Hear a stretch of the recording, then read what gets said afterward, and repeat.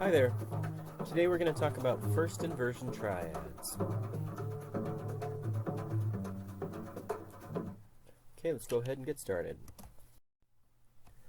So, first of all, the 1, the 4, and the 5 chords are quite frequently found in first inversion. That is the 1-6, the 4-6, and the 5-6. These inverted triads have the same harmonic functions as the root position chords, but they don't have the same structural weight. They're a weaker version of the root position triad. You might find a first inversion chord in the middle of a phrase, but you wouldn't find it at the cadence. So you wouldn't have a 5-6 to 1-6 cadence. You would want a root position 5-1 cadence. The 2-6 is also frequently found. It's commonly used as a substitute for the 4 chord. Both of these would have scale degree 4 in the bass, and they're both predominant chords. The 7 diminished 6 chord is also fairly common. Any diminished triad actually is usually found in first inversion rather than in root position. And the reason for that is that a diminished triad has a dissonant diminished fifth, or basically a tritone from root to fifth. In order to make that sound a bit more consonant, it's typically inverted. And of course, you wouldn't want to double the root of a 7 diminished chord because that's the leading tone, the scale degree 7. So let me illustrate. This is a root position 7 diminished, and here it is inverted. It lessens the dissonance of the chord somewhat. So also in minor keys, you can have the 2 diminished 6. That's another one of the diminished triads. Again, you usually find those inverted. So we have the 1-6, the 2-6, 4-6, 5-6, and the 7-6. That just leaves the 3-6 and the 2-6. These two chords, 6 and 3, are almost never inverted. In fact, if you invert them, they basically sound like mistakes. One of them sounds like a 1 chord that has a mistake in it. The 3-6 sounds like a 5 chord with a mistake in it. So these are generally found just in root position, while the other ones can be inverted. Now let's talk about how and why you would use first inversion chords. The first reason is that these chords can be used to improve the shape, the contour of the bass line, making it less leapy and more melodic.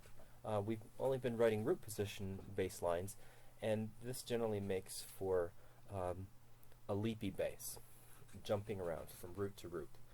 But listen to how smooth this bass line is once I start using first inversion chords.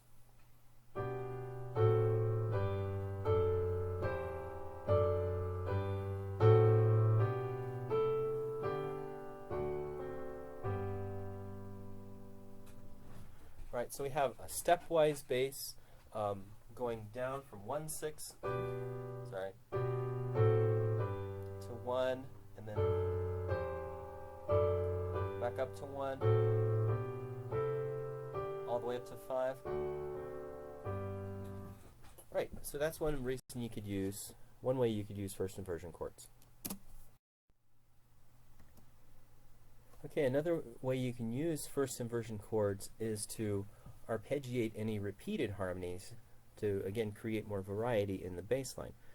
So, for instance, here I have 1 chord in the first measure, 2 in the second measure, 5 in the third measure, and 1 in the fourth measure. But I'm using inversions so that the bass has a more varied line, versus below where I just have 1-1, 2-2, 5-5, 1-1 with repeated root position chords. Let me play the bottom version first, and then we'll compare it to the improved version above. So here's the bottom version.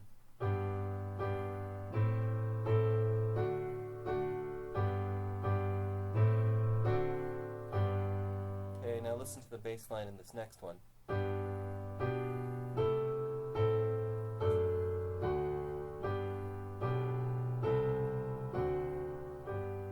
So now my bass line goes.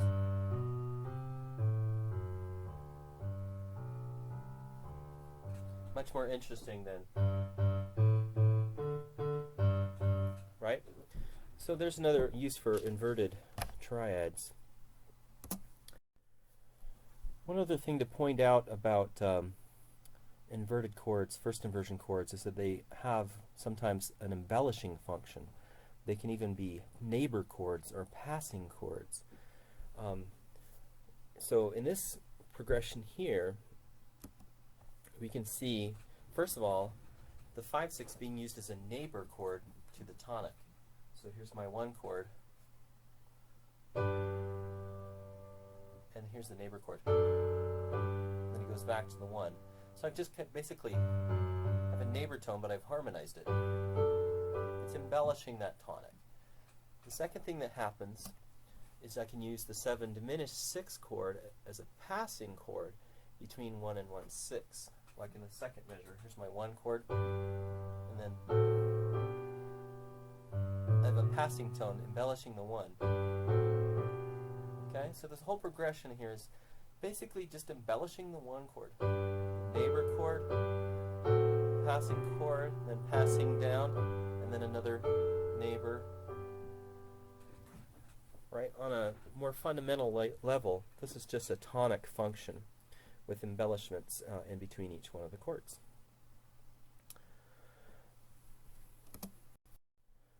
Okay, the last thing that you need to know about first inversion chords is how to do voice leading for them. And they're usually very smooth. There's mostly stepwise motion from chord to chord, sometimes a third. But doubling, you should make sure, for root position chords, we just double the root. We always double the root. But if you have a first inversion chord, you can double anything as long as it isn't the leading tone. So if I have a leading tone in my chord, like a 5 chord, I'm not going to double that note. Otherwise, most everything will work. It's most common to double the soprano or the bass with one of the inner voices. So let's look at the doublings in this example. Okay, so I've circled all of the doublings. You can see that I never double the same 2 voices twice. If you were to do that, they would be moving in parallel octaves, right? So you alternate which voices are being doubled. And none of these are the third. I'm sorry, we're never doubling the leading tone, which is an F sharp. So I never have a chord with 2 F sharps in it. All right, so that's the basic idea for first inversion chords. And I think you're ready to take the quiz that follows.